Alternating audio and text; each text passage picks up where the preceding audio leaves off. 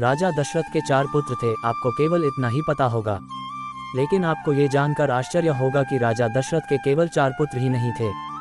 राम, लक्ष्मण, भरत, शत्रुघ्न के अलावा उनकी एक पुत्री भी थी, जिनका नाम शांता था।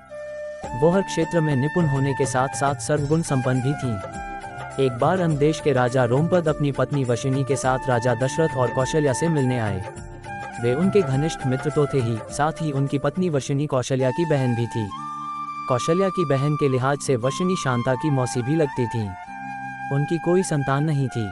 ऐसे में जब वशिनी ने शांता को देखा तो उस पर मोहित हो गईं और उन्होंने अपने पति रोमपद से शांता को गोद लेने की इच्छा जताई। रोमपद भी इस बात से बहुत खुश हो गए और उन्होंने राजा दशरथ और कौशल्या के सामने शांता को गोद लेने की बात रख दी। क्योंकि वे उनके घनिष्ठ मित्र थे और उनकी कोई संतान नहीं थी, देवी कौशल्या और राजा दशरथ ने इस बात को स्वीकार कर लिया और उन्हें अपनी बेटी सौंप दी।